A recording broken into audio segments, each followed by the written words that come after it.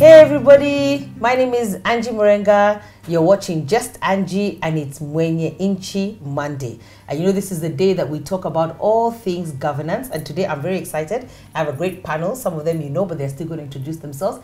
And we're talking about the state of the youth. Very, very excited. By JIACTIVATE, we're going to find out what that is all about. So welcome to Just Angie. This is Mwenyenchi Monday. Thank you. All things governance, and definitely I'm very excited about the youth and the next generation. So maybe you can tell us who you are, and then we'll start with who is JIACTIVATE. So you'll go last, I guess. Yes. You'll go last.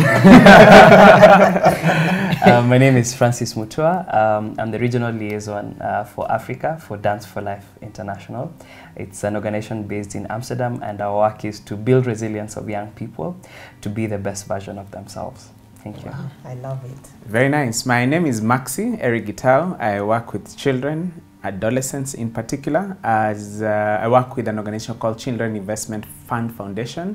And what I do in Africa is basically we resource, network, and provide opportunities for ideas to grow, and especially ideas that have meaningful, transformative impact in this generation. My role particularly is for these ideas to be particularly those ones that have young people at the core, working with young people, through young people, to bring a transformative solution in Africa. Wow, awesome. And you? Age before beauty. Hallelujah. My name is David Mutahawa Dongo, but popularly known as Rashid. I work for and with two different organizations. One is called Maisha Youth, which is really just a youth-led organization working around reproductive health for young people. And I also work as the national coordinator of JIACTIVATE. And now JIACTIVATE is a social, youth-led, youth-focused social campaign that is really just working around capacity building and empowering young people to take up their space in leadership and governance, and to really just realize that they have the power within them to make change in the county, in the community, and in general in the whole country. Yeah. Wow, that's a mouthful. So that's amazing. Right? And I love the passion that's coming forth. That's what I love, I think, the most, the passion and the energy. Because a lot of people, okay, they say, you know, I don't, this a lot of people, but anyway, people say that the youth is not engaged, or they are not motivated, or maybe they don't have hope in the youth. So when I hear you speak, I'm very, very encouraged. I'm extremely encouraged. I can feel the passion. I say we can do this. You can. And we can actually yes, do you can. this. Yeah, yes, you can. Yeah. And you know, I think sometimes we always maybe celebrate and report what is the negative instead of now saying, you know, so I feel like it gets lost, you know, the people who are doing the right thing, because this is amazing. I loved the report. I loved the way it looked. I love the conversations that are going in here. It's very youthy, but it's very also attractive, you know, very well done, very well packaged. So I think what I want to go into is now is what is in here? What is in this, the state of the youth? Very good question, and thank you for that. So this State of the Youth report was done over 2 different years, 2017 and 2018. Okay. And so it's very current. So it's very current, exactly. And JIACTIVATE, just through the help of Geopol, which is an international research firm, went out and started asking young people, what are your biggest challenges? Okay, what are the key issues that are affecting you? And out of that, we found that there are 4 main things that young people are talking about. There's aspects of food insecurity, especially because in 2017, Kenya was going through the drought. There's aspects of unemployment. And if you look at it, Kenya is, we have 41% of young people unemployed, which is the highest in East Africa and Eastern and Central Africa. So it's really, it's a problem. And then 41%, I think it's actually higher. And then we have the aspect of corruption. And I do not want to go into that. Corruption. And then finally, the 4th challenge for young people is healthcare. And so after that, we then went again with this information. Now we went again into another series, the 2nd phase of JIACTIVATE, which was dubbed as JIACTIVATE Mta. And here we were trying to now understand what are some of the recommendations that young people may have on these key issues, and then how do we also put these recommendations into play in now the counties, because we know there's a whole aspect of devolution in the country. And so how can the county work for you before you start looking at the national government.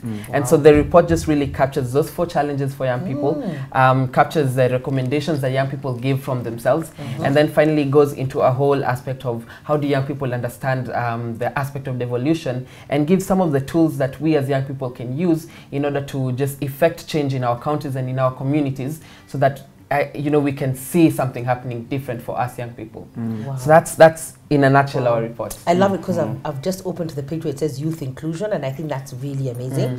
I think youth inclusion, manpower increase, and non-state players. But youth inclusion is something that's very, very, I think it's just jumped out at me that we're including you, because you do have the solutions. You know, we keep saying the youth, and then when you see the youth, we're really not the youth. So I'm glad that you know, the youth are really engaging.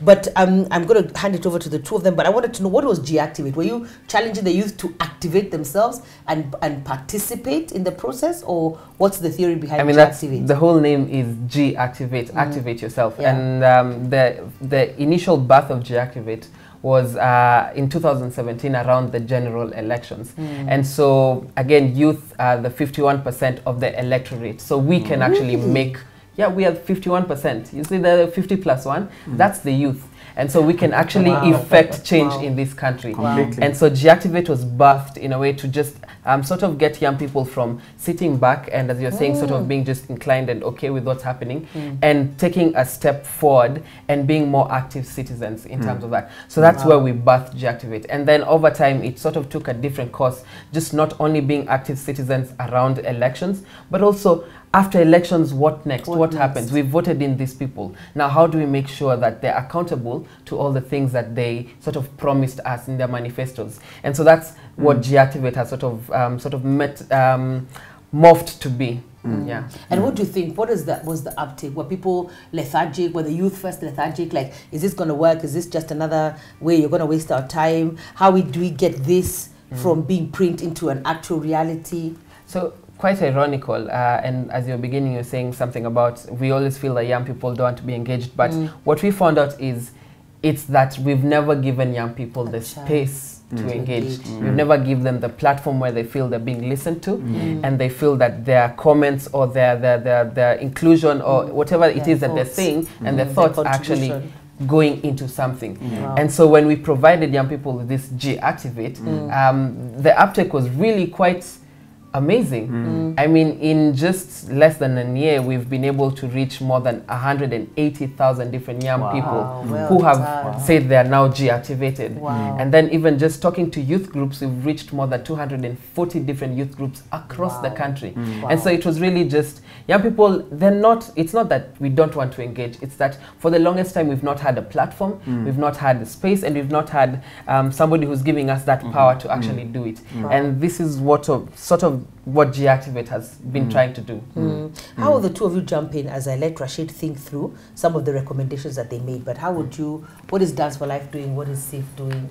So SIF supports such initiatives, supports what young people are and others really are bringing to the table as solutions that are transformative. We want something that is going to change the way things are usually done, so that it's not usually this, it's not just the same old.